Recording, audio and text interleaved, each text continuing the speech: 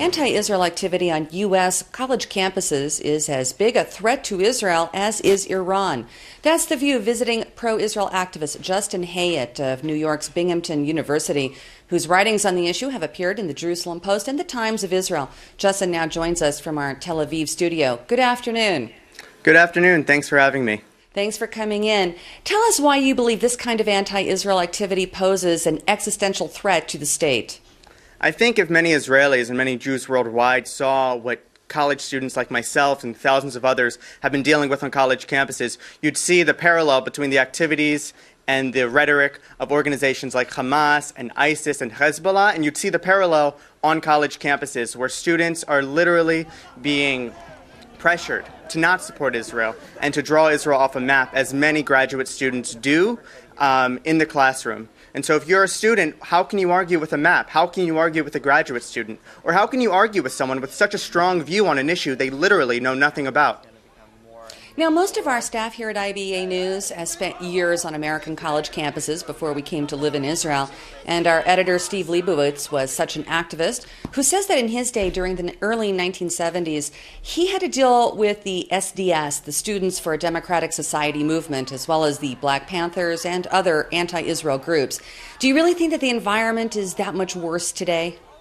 I do. We live in a global world where their articles and their rhetoric can be seen globally, just as ours can be seen globally on the pro-Israel side. But still, there's this constant need to delegitimize the Jewish state. And we have to realize that if students grow up on a campus and in an academic community where the Jewish state existence is even being questioned, we have to take note of that. And that's a catastrophic failure if we don't combat it. But there are incredible organizations like Camera, Stand With Us, and Jerusalem U doing incredible work to make sure that when the delegitimization campaign continues, which it will, that there's a strong voice on the other side and there's activists to make sure that these strong lies are combated with the truth, which is our biggest ally. But still, what happens on college campuses is one day going to turn into the U.S. electorate and one day into next senators and hopefully not president.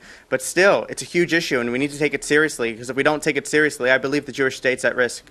Now, England and France certainly have been experiencing a rise in anti-Semitism as of late, and some European governments have also been critical of Israel. But in the U.S., public opinion is certainly the Congress still remain very pro-Israel. So is this to the depth of the concern that you're expressing in the United States?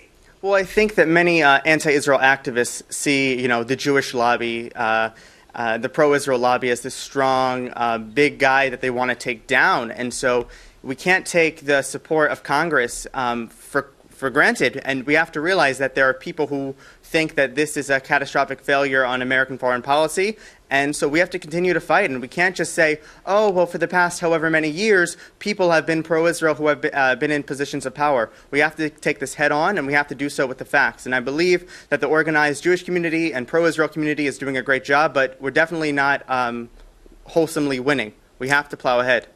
Justin Hayet, thanks very much for being our guest on IBA News this afternoon, and keep up the good work. Thank you. Turning now to sports.